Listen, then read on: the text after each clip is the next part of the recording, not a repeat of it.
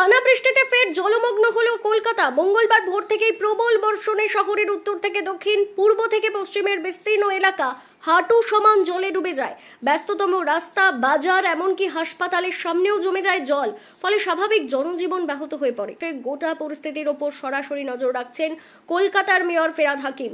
Shyambazar, Thanthania, Chittaranjan avenue, Tollygunge, Kalighat, Chetla, Behala, central avenue, Belgharia, Tangra শহরের প্রায় প্রতিটি অংশেই রাস্তাঘাটে জল জমে যায়। অনেক জায়গায় ছোট গাড়ি ও বাইক বিকল হয়ে পড়ে। অফিস টাইমে বৃষ্টির জেরে হাজার হাজার মানুষকে নাজেহাল হতে হয়। স্কুল পড়ুয়া ও সাধারণ পথচারীরাও চরম সমস্যার মধ্যে পড়েন। পরিস্থিতি সামাল দিতে মেয়র ফেরাদ হাকিম সকালের পর থেকেই পৌরসভায় জরুরি কন্ট্রোল রুম থেকে খবর নিচ্ছেন।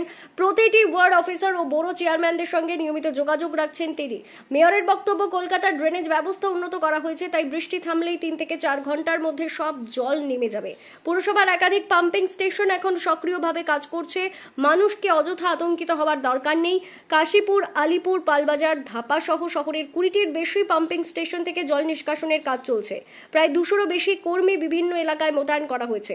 নর্দমা ও খাল পরিষ্কারের কাজ দ্রুত করতে নির্দেশ দিয়েছেন মেয়র। জল জমে থাকা এলাকায় টহল দিচ্ছে পৌরসভার বিশেষ দল। তবে আপাতত নাগরিকদের একটাই চাওয়া, প্রতি বর্ষায় যেন শহর হাঁটু জলে ডোবা অবস্থায় পুনরাবৃত্তি না হয়।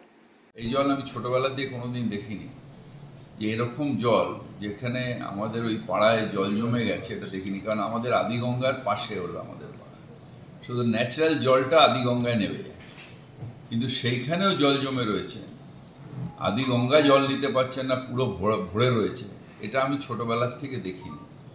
78-এ একটা বন্যা হয়েছিল কলকাতায়, তখন দেখেছিলাম। তখন আমরা ইয়াং ছিলাম, ঘাড়ে করে করে সব পরিষ্কার করে স্কুল বাড়িতে নিয়ে এসেছিলাম। এখন অনেক জায়গায় যারা গরিব মানুষ রাস্তার ধারে বা যারা লো লাইন এলাকায় থাকে, তাদের অনেক স্কুলগুলো খুলে দেওয়া হয়েছে, সেখানে রয়েছে। আমরা কর্পোরেশন থেকে এবং থানার থেকে বলা আছে যে খাওয়া দাওয়ার ব্যবস্থা করে দিতে। কিন্তু জল যদি আর বৃষ্টি না হয়, আমরা আশা করছি যে আজকে রাত্রির মধ্যে জলটা নেমে যাবে।